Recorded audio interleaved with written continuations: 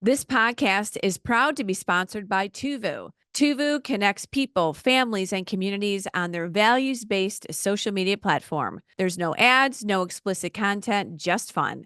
Check it out at tuvu.com. With every mass shooting, the calls come out for stricter gun control laws. But do these laws actually prevent violence? Well, our guest today, a veteran police officer, says they don't. She'll explain why the Second Amendment, the right to bear arms, needs to be protected and defended for the safety of moms and their families.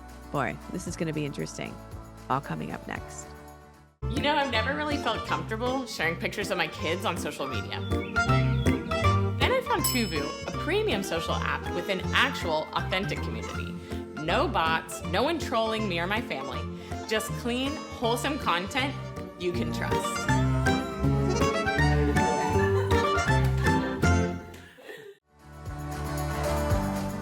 Welcome to the Moms for America podcast. Each week, special guests tackle the issues facing the moms of America today.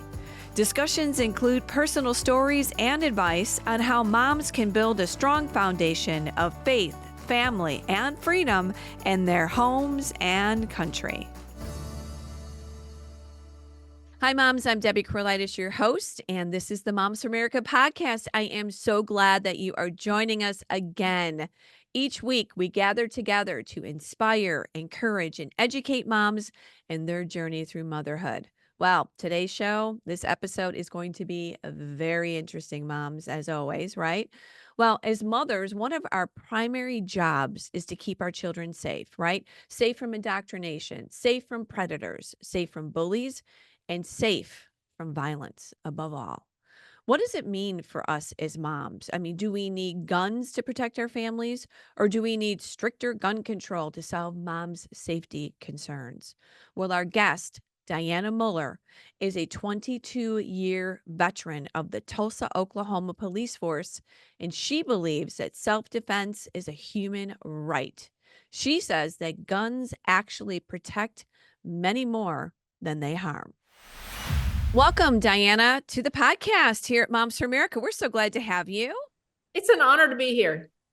Well, we don't talk about this subject often, and honestly, we should be, because in today's day and age, we have the right. People are afraid of guns, but people, need to protect themselves and their family. So this is going to be a really interesting conversation because from what I understand, you were a police officer. So I always love to set this up this way because I want people to understand that the people that are coming on either have it happened to them kind of story, or they've been in the industry. They understand it from a perspective that they can talk about it very fluently, and you can. So tell us a little bit about you serving as a police officer, for over 20 years? 22 years with the Tulsa Police Department. It was a fantastic career. It went by like life does. Yeah. But I served in street crimes, narcotics, gangs was probably my favorite assignment. But the field is always a great place to begin and end your career. So now, in your experience over those 20 years, obviously you dealt with crime, you dealt with all kinds of issues relating to guns, to the Second Amendment legally for people that are able to have them, and also people who were not supposed to have them, the bad guys we'll call them. What kind of things did you see on the street with gun violence, even accidental deaths? I mean, all kinds of things happen with guns. We can't pretend that that doesn't happen, clearly. So I'd like to kind of see what you saw and how maybe that strengthened a perspective or changed a perspective as a police officer with guns. Well, I would definitely say that my perspective has changed as I grew older and understood more of a individual constitutional rights and things like that. Because in the beginning, I was focused on bad guys, and that's really what I hung around and looked for bad guys and responded to calls where bad guys were. So it didn't strike me as much as it does today that, Right. you know what, every human being has the right to defend themselves. Now, do I want to make sure criminals are held accountable for the crimes that they do? Absolutely. But it is definitely a little bit different pause as to you're you're a criminal and you cannot do your crime, the gun is an enhanced sentencing a lot of the times, and I don't have a problem with that. If you're going to do a crime and you're going to use a gun to commit your crime, then let's throw the book at you. But if you're a felon, I have definitely changed my opinions of, if you're a felon, a convicted felon, and you are out, you've done your time, you have been deemed okay to be out in public, then I don't think that you should have that fundamental right to defend yourself stripped away from you. So those things have changed for sure. You know, as life changes and experiences happen, you do look at things differently, and we're going to get into a lot of those things. But I do want to just touch on something that you just mentioned. You talked about the right to bear arms, the Second Amendment. Let's talk about this, because some moms that might be listening, or some women that are listening, may think that the Second Amendment was to hunt, for everybody to be able to do something very simplistic. But no, the Second Amendment was created to defend the First Amendment. So I'd like to talk about that, because our founding fathers thought this to be extremely important, and that the right to bear arms was to be protected, so much that they put it in the Constitution. I'd like to just talk about this, because this is fundamental to our country. Many countries, this doesn't happen around the world. It really is. And that's why I think that this conversation with a bunch of moms, because moms want to protect themselves, they want to protect their children. Right. And I get that, but they have been really propagandized against guns and gun ownership. So I'm really excited to be able to have a conversation that kind of gives you the flip side of why we oppose universal background checks, why we oppose red flag laws. We'll get into that a little bit later. But it is the Second Amendment really is the capstone to our entire Constitution, because without it, I mean, you're seeing it playing out in countries across the world right now, is that there is chaos. Right. Venezuela, they can't feed themselves. They can't defend themselves against a tyrannical government. And it looks like maybe they have come out of this. I don't know. We'll see how it plays out. But we're right in the midst of that. We're in the midst of a lot of violence in Europe, in London, and mobs of people. I was going to post a video today about, the guy that's getting basically just beat up for no reason at all. And say, if anybody ever asks why you need an AR-15, there's 150 people around you. And you don't have a chance with anything, and the firearm really does level the playing field. Now, it's just the ultimate equalizer. Yeah, it is, because I understand your point. And by the way, I've gone through my conceal and carry class. My husband has been very committed to our family being able to protect themselves legally. And, so that is the right that we have here in America.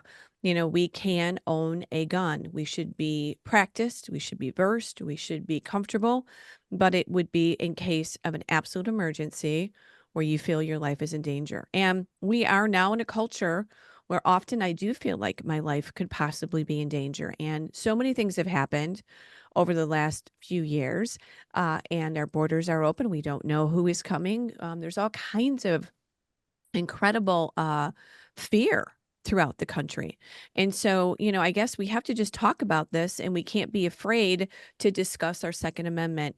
But we also want to have a civil America. This isn't the wild, wild west. So how do we balance this? That's really the springboard that I want to start this conversation with. How do we keep the guns out of the hands of criminals and allow law-abiding citizens to own guns? They go through those classes, they apply for that, whatever that is that we need to do to make sure that we understand and are legal.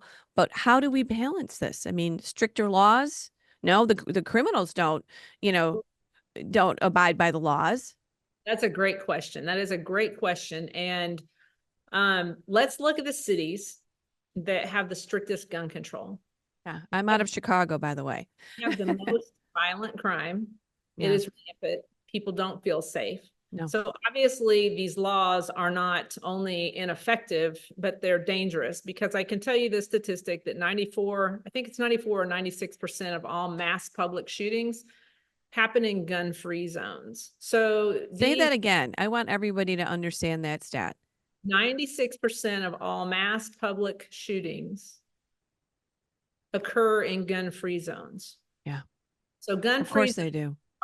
gun-free zones are very, very dangerous. So how do you balance that? Okay, I would just say, I would step back and say common sense to me, because we hear a lot about common sense and how, common sense gun control. Well, common sense to me is that the cities that are having the most violence and plagued with crime, they should adopt the rules and the laws of the cities that don't. And that's where you're seeing less gun control, that good people are actually allowed to protect themselves. That in itself is a deterrent.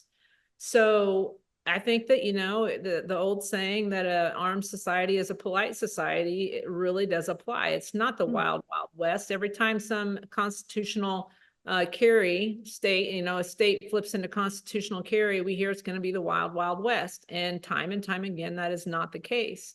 So we advocate, we haven't even kind of broached the subject of Women for Gun Rights, but it's a group I founded in 2016. And, we believe that education is the key to firearm safety and violence prevention. And we want to talk about that. We want to talk about that to all the moms and help them understand that they are being targeted on an emotional scale, to give up a very valuable right that is actually one that's there to protect them.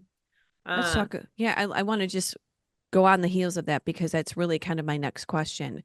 Moms are moms looking at this subject more often now? Do you think that women are considering maybe taking classes? I mean, there's been classes out here where they've been booked, a women's firearm classes. I'm just curious what you're seeing across the country from women wanting to conceal and carry. Absolutely. The women demographic is the largest growing demographic of gun owners. So over the past, Look at that. handful of years, we're talking about the number of women interested in protecting themselves with a firearm has grown exponentially. And the biggest group of that is Black women. So people are understanding that A, the Second Amendment is for them, and B, not just for the bad guys. It's not. Well, there is no Second Amendment for the bad guys, I should say. We don't want any bad guys having that. But again, that's really what we have to, just what you said is it. The Second Amendment is for them. It's not for these criminals. It's for everyone, because I have one specific girl that's in my head that, she tells me her story. She's a Black female, and she said growing up, she did not think that she could have a gun. Wow. And it took a Black female police officer during a road rage incident to explain to her, yes, you can. And that kind of began her journey of freedom, of liberty, of being able to defend herself. It was a completely new chapter of her life. So the Second Amendment should be the glue that holds us all together. And it's become such a divisive topic. Right.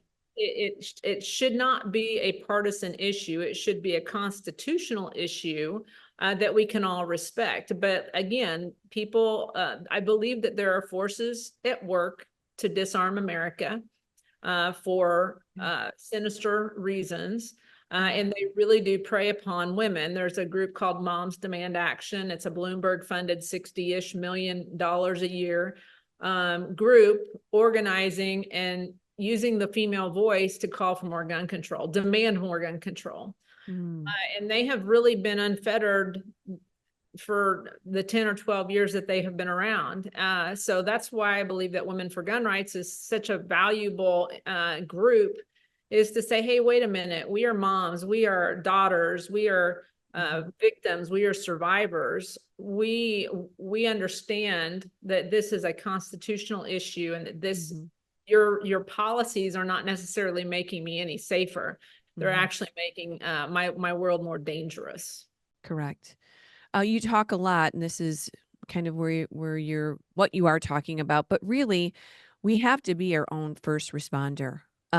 Because what is it? I don't know. It could be anywhere in your neighborhood, moms, as you're listening. It could take anywhere from 7 to 15 minutes for a police officer to come.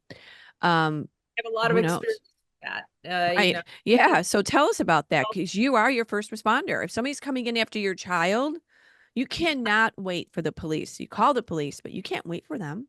Right. Right. After 22 years of answering calls of service and trying to get there as fast as I possibly could, and being a police officer, and sometimes I was my own first responder, sometimes I was the only responder, and I'm waiting for the cavalry to get there too. So I Right. understand how it feels to be vulnerable and waiting for help to come. But I also understand that I can't be, there's a saying that says I carry a gun because I can't carry a cop. And Mm, so wow. that is so true that Yeah. you are your own first responder. And there's a lot of people who live, people want to talk about privilege. If you don't think that you need a firearm, if you don't think that your world, that evil can penetrate your world, that is living at such a privileged life, that I hope that they recognize it, and that not everybody can attain, the means to live in that kind of neighborhood or have their own security or hire somebody that has a Right. gun to follow them around. Right. So we have we have the aspect of us going into the world with our children, walking through maybe dark lit parking lots, maybe being held up at there's carjackings where I mean, there's so many crazy things going on all across the country where you just don't know if you feel safe. But even home invasions. I have a friend of a friend who answered a door to someone and they busted down the door and almost killed her. I mean, these things are happening and it's not just happening in maybe low income or crime infested areas. This is happening in communities all across the country. Home invasions, attacks at I agree. stoplights. I think that is another liberal policies that, aren't holding criminals accountable. We can look at city after city after city and DAs that have weak policies when it comes to prosecuting Yes. people and letting people out early. It's almost like they want the chaos. I don't understand it. It doesn't make any sense. And I do not understand why people support that. Yeah, So, I yeah. agree. And they are defunding the police all across the country and these democratic states. We did a safety act here in Illinois, which was just a horrendous piece of legislation that basically, soft on crime and took away a lot of the issues or a lot of liberties that police officers had. Should everything always be evaluated and better? Of course. But when you start defunding the police, less police, and giving police less authority to protect and defend, then you're just, so less police, stricter gun laws, and more crime. Okay, that just does not sound like a very good setup to me, Diana. It's common sense, there is definitely that defund the police and undermining the authority or undermining the legitimacy of the police department. And listen, I was a policeman. I feel like I came from a great police department, and but honestly, as a civilian and even as a retired police officer, I would not go into New York and Connecticut and those places that have been so bombarded with the mentality that citizens shouldn't be armed, because I would be scared of policemen to not use common sense and say, oh, she's even a retired police officer, let alone a civilian with a firearm. So there's definitely a line that I don't want to give full authority and bow down to the police state, because I can see it eventually getting to a place where they're going to come after me. They're going to come after the hate speech. You see that in England right now, that people are being arrested for what they say online. So it's definitely unusual times that we live in.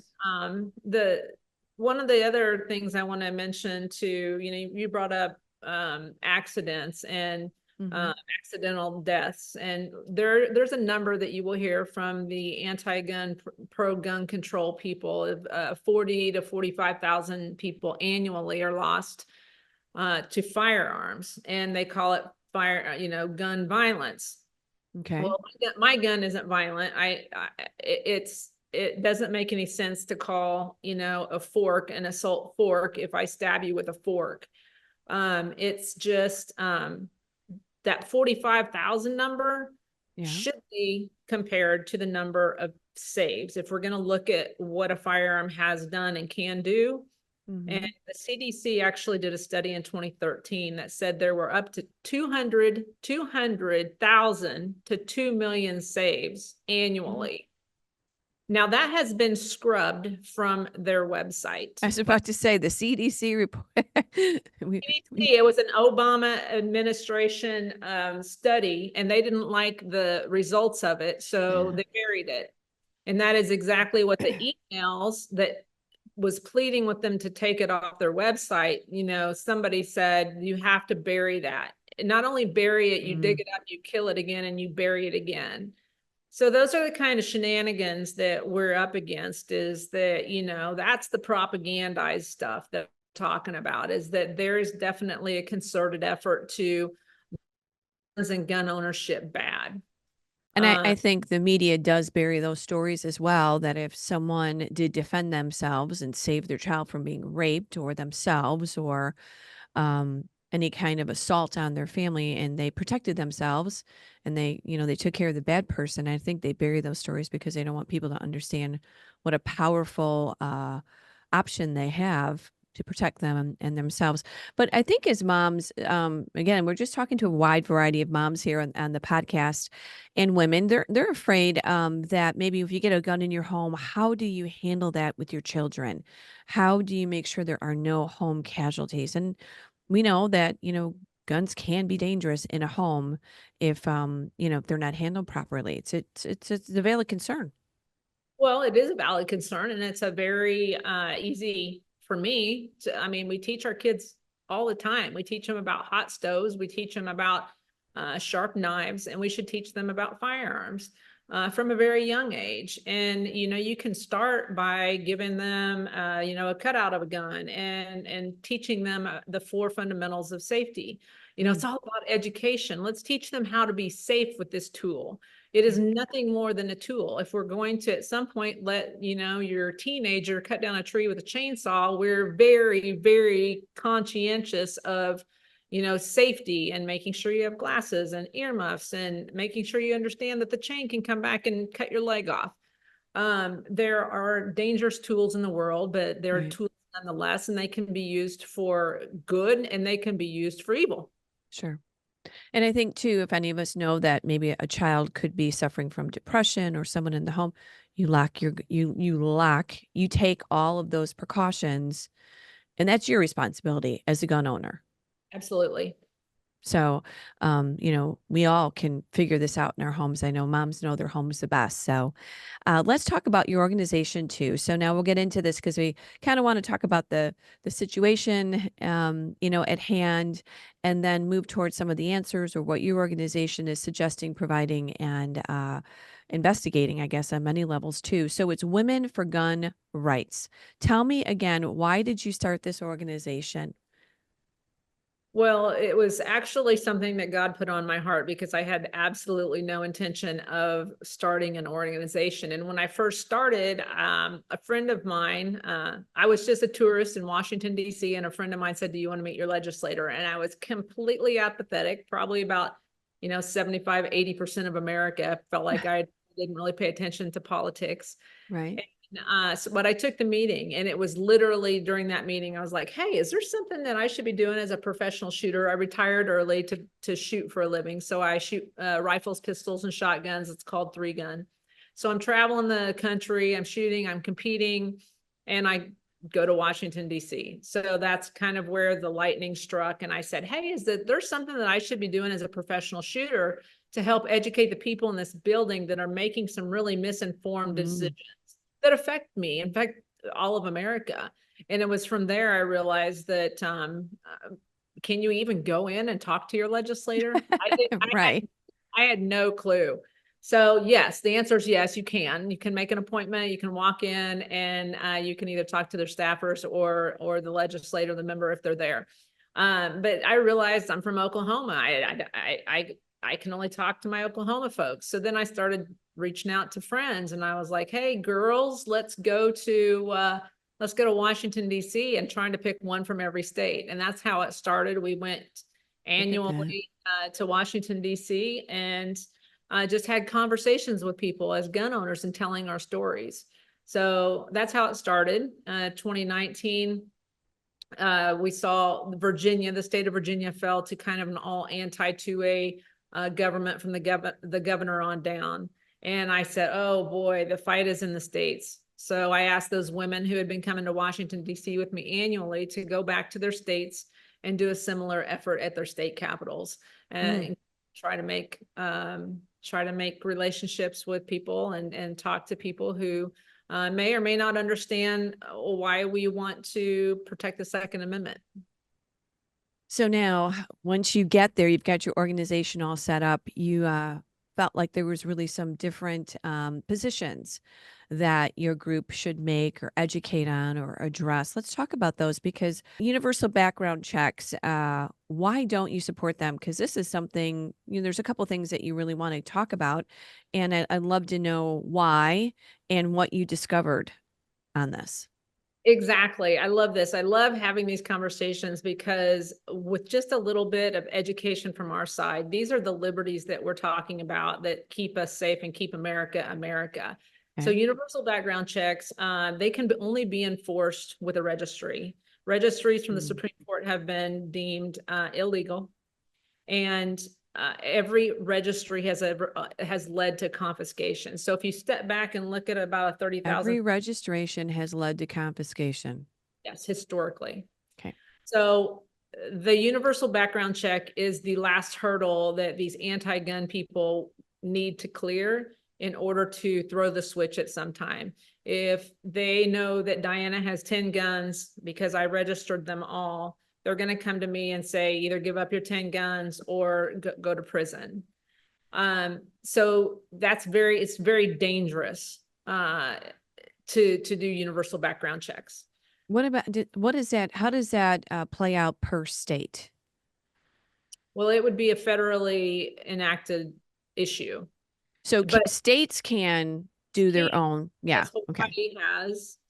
Hawaii is the most restrictive, and they do have a registry, but the federal government has not been able to enforce or put in place a universal background check. And that's why we oppose that, is because it's very dangerous to the citizenry of our country. So I want to make sure I understand and clarify that, because like here in some states, they have their own gun laws. And Correct. They have the freedom to do that. Our legislators that we elect then vote on those bills. So like here, they've just put some different type of almost a registry basically here in Illinois, which is being fought at the Supreme Court, Illinois Supreme Court. And I think it's now going above that. But universal means that the government is deciding all of that. And then that has not passed clearly. And I can understand what your concerns are with that. But how do we do this within our states that we do not have a, gun registry versus background checks are different? That's where I'm trying to go. Can you explain, what that looks like and what you would sign on to? Because a lot of times people will say, what do you want? You wouldn't want an insane person having a gun. Well, it all goes back to, here's my position on this, is that I can't control what insane people do. I can't control what evil people do. I can control what I can do. Sure. I know that me being my own first responder, whether that means being armed or having somebody, traveling in pairs, doing things that keep me safe. Those are things that I can control. There's absolutely nothing that you can do to prevent somebody that's crazy or evil to come up and punch you or stab you. And removing and putting the restrictions on everyone to try to prevent those people, I think is a little bit, I don't want to call it crazy, but I just don't think it's effective. Do you know what I mean? So what about just background checks in general? What do we have in place now, and what would your position be on that? Because I know a lot of people do want to know, what should we do about background checks on people? Should we know if they're criminals? Well, I think that there's definitely a background check system in place right now. But again, there, it's just tough. Yeah. I personally think that background checks are an infringement of sorts. But I am not opposed to what they have in place today, which is the National Instant Criminal Background Check System.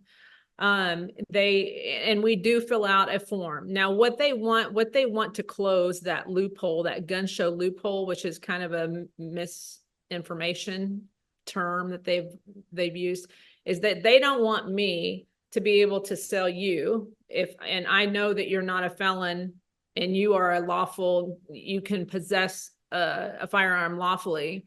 They don't want me to be able to sell you my firearm. They want to cut that off. Once they cut that off, once they get that, that you have to go through a background check for that personal transaction, that's the universal background check. Now that also presents problems in that, what about my family? What about my friends? What about somebody came over and she got beat up by her husband and she's scared to death? Sorry, I can't help you. We're both going to go to prison. There's unintended consequences, but honestly, the background checks, they don't seem to have worked. There are states and there are entities that haven't prohibited people into the system. The firearms industry is actually working through National Shooting Sports Foundation to make it a law that you have to report those people. I want to say it was a Sutherland Springs, Texas shooter that was a military guy that the military didn't put him into the system as a prohibited person. So there's obviously breakdown there. But the bottom line is that it's not going to keep you any safer. You are going to keep you safer. Trying to prevent somebody from doing a crime to you, whether they use a firearm or not, isn't a viable option to me based on what I've seen. I gotcha. And I think that's really where your discussion is happening here. You're trying to educate women and folks all across the country about their opportunity to protect themselves and their family. So I understand where you're going. Real life examples of how not maybe having a gun could have saved someone's lives or some of those stories that you've heard, maybe someone breaks into their home or there's there's Nikki's story. Why don't you tell us about her story? She was stalked, right? Yes, Nikki Gozier, was out of Tennessee and her husband had a karaoke business and they went to this restaurant bar, which was a gun-free zone. She left her lawful firearm in the car and her stalker came in. She saw him. She asked the restaurant to ask him to leave. And he ended up shooting and killing her husband 6 times, I believe. And had all sorts of things to kidnap her in the car. And it's tragic. I mean, that is the ultimate example of a gun-free zone being dangerous. She obeyed the law. She did what was supposed to keep her safe. And it ultimately ended up taking her husband and affecting her life still to this day. Oh, horrible stories like this across the country. When we talk about gun-free zones, just like this story, but different, schools are gun-free zones. Now, do I think that children should be bringing guns to school? No. But do I think that we need to, I've heard all kinds of interesting options that schools, officials, and boards have come up with, like teachers, if they go through a certain class, they could carry to stop, or retired military, if they've got a background in military, they could carry within the school, again, to protect the children. If a criminal knew, a psycho person knew that there were armed teachers, I don't know if he would go into that school. Well, we do know at least one of them because the girl who went into the Covenant School in Tennessee last year or 2 ago, she documented that she went to this school because it didn't have security. Right. It was an easier target. So it's absolutely a deterrent. And, we don't want to come saying no, the organization of no. We have definitely solutions to things that I think everybody wants. You know, they want safety for their kids in the home.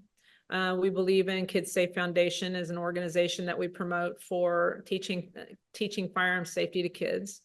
We also understand that suicide is a huge issue, and I think it's going to continue to rise just because of the godless Yes. country and the chaos that's coming. So suicide, of that 45,000 number annually, 2/3 of those is suicide. So we promote an organization called Hold My Guns, and that is a non-governmental organization that says, you know, if you're feeling bad, suicidal, we can hold your guns, no questions asked. If you're moving across the country, if you're deploying, we can hold your guns, no question asked. Things like that. Now, universal background checks would affect that. And then for the school stuff, we promote Faster Saves Lives.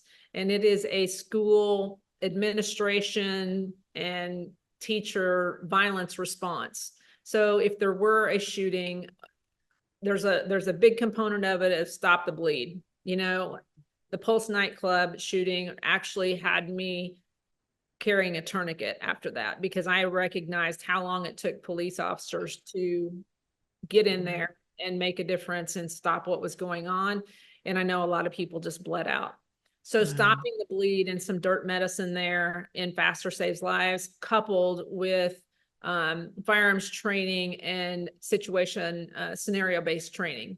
So, okay, well, I do want to get into all this, but we do have to take a quick break here. I want to get a little bit more specific on those programs that you just mentioned. I want to make sure that all the moms know where they can get that and so on and so forth. So hold with me for just 1 minute. And moms, before we go to the break, I do want to just invite every mom that is listening to like, subscribe, and share this podcast. Wow, what great information. I also want you to, if you have any ideas, please send me an email at podcast@momsforamerica.net. I do think that someone actually suggested Diana for us through the email there. So please go ahead and email me if you have any questions about the podcast or any topics or guest suggestions. Again, moms, we love you. We want to invite you to be a part of Moms for America. We are moms uniting all across this country. We are fighting for faith, family, freedom, and the Constitution. How do you join Moms for America? You go to momsforamerica.us, sign up for our newsletter, and you become a part of our family. So, okay, stay with us, because when we return, Diana will talk about, again, some of those common sense gun safety programs that she just briefly mentioned. We'll tell you how you can get all that information, and maybe her views on some advice for mothers in handling this situation with gun control, Second Amendment, and the importance of protecting ourselves. So stay with us. We'll be right back. What kind of America do you want to leave future generations? What do you want America to look like for your children and your grandchildren? Our nation is at a crossroads, and it will be us, the mothers of America, who will determine the future of our country. What we teach and nurture in the hearts of our children and how we vote will make all the difference.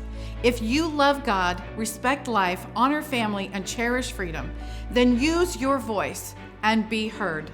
We teach these values in our home. Let's secure them with our vote.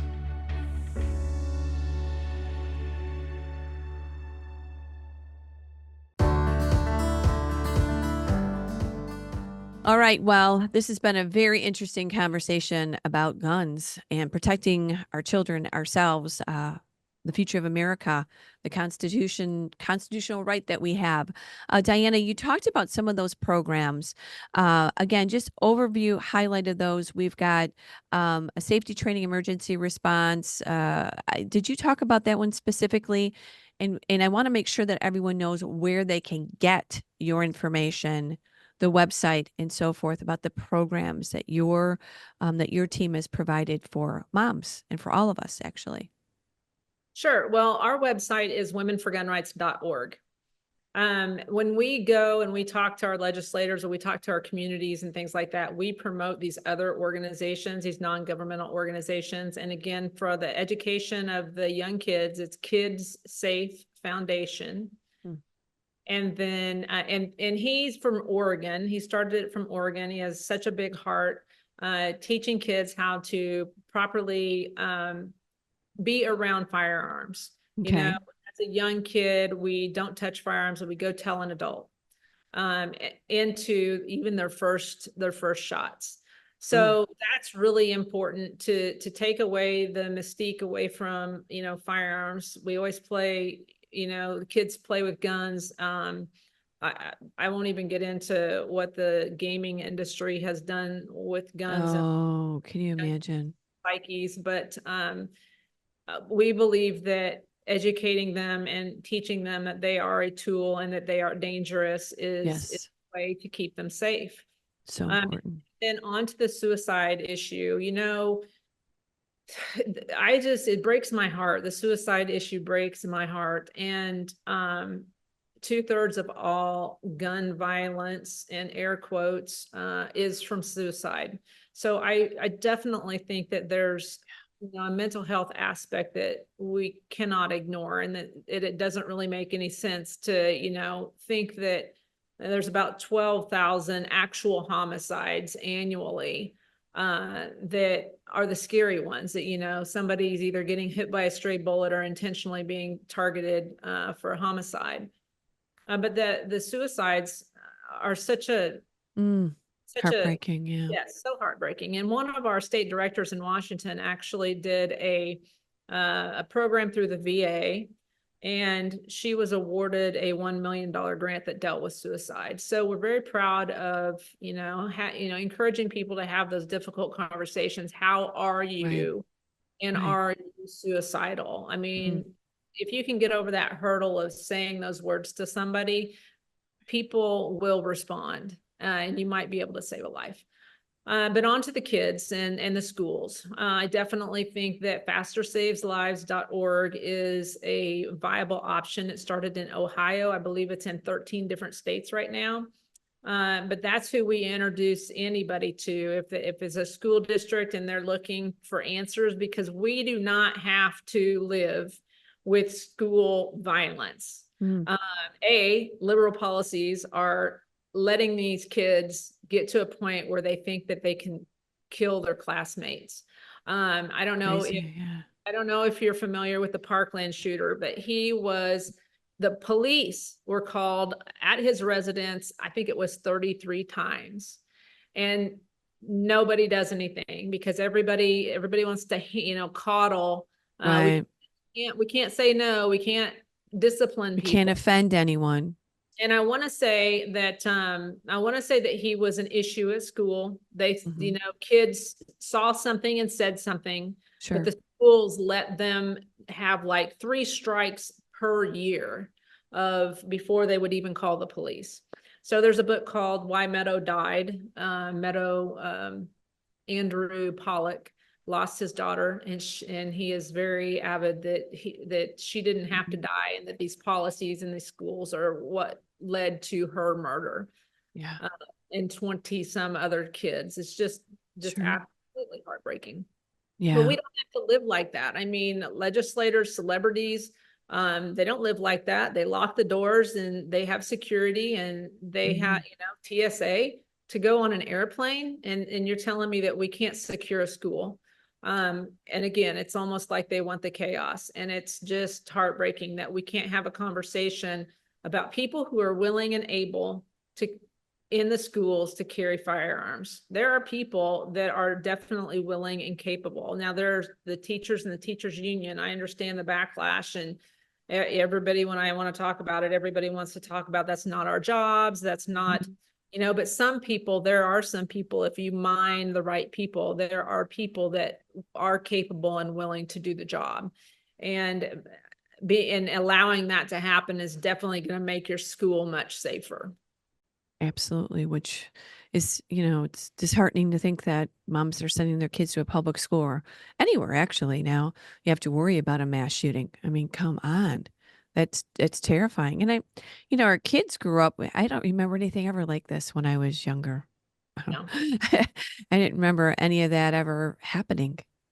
And you know, we can't even dig into this, but all of the drugs that the kids are on, Of course. RIs are in my opinion, are a huge issue that we should be tackling at a national level. But it's very, the world is run by pharmaceuticals, so it's a very tough one to break. Yeah, that is. It is. The culture has just has a lot of challenges when you're raising kids in this culture. Some advice to the moms that are listening, that are, maybe just kind of either maybe considering getting a firearm or just thinking about it maybe for the first time. I'd like you just to talk with them, because I know your mission, your goal is to help women protect themselves and their family. And for those that are maybe just a little gun shy, for lack of a better term, right? Just a little bit. I mean, my husband's like, you gotta buckle up, you gotta be ready. And I'm like, I really don't want to carry. I really don't want to do that. It's a huge responsibility and Yeah. it's not easy to do. But there are things that I would speak to moms, and I would say that there are things that you can do to be safer and keep your kids safer without carrying. And let's start there. Okay. There are trainings that you can go to. My favorite place in the world is called WOFT, WOFT, Where Our Families Train.com. It's down in Orlando, and I call it Tactical Disneyland because it's more like, Really? yes, it's more like a resort than it is a range. But Okay. they practice scenario-based training and predator, how a predator behaves. And you learn from what happens in the wild and what happens in humans. And it's kind of the same thing. So there are things that you can do to be safe without carrying a firearm. But if you're toying with that, just have conversations with somebody who is, legitimately open to helping you. And that might not be even your husband. That might not be even, there's organizations that are specifically designed for women. There are several shooting chapters like A Girl and a Gun. That is a great organization. Armed Women of America is a great organization. And there you can kind of find a place to go shoot in a chapter that might be close to you, that you can actually go and have like-minded women help you find what's best for you, because it is a long journey and it can be intimidating. So don't think that, I walk into a gun store as a professional shooter and they don't know who I am. And I still get the little lady, how can I, what do you think you need? Let me get you this pink, small little gun. Just say, thank you. I'll find somebody else, because there's definitely that kind of mentality anywhere. But there are people in this space that are there to help you and reach out to us, Women for Gun Rights. Contact at Women for Gun Rights. Reach out to me on social media. I'm on Instagram and Facebook. I'd be happy to have these conversations, and I would be happy to come back and, talk about red flag laws, why red flag laws are dangerous and dangerous for police officers. Close out with that. I'd like to hear, and I thought we touched on that and we didn't. Red flag laws. Let's talk about that, because we'll leave people with a thought to ponder. Right. Red flag laws. It sounds good, but they can be maliciously used. I mean, how many times have we seen domestic violence? People use lies in order to do bad things to their spouses. So it can be maliciously used with it, whether it be a spouse or a neighbor.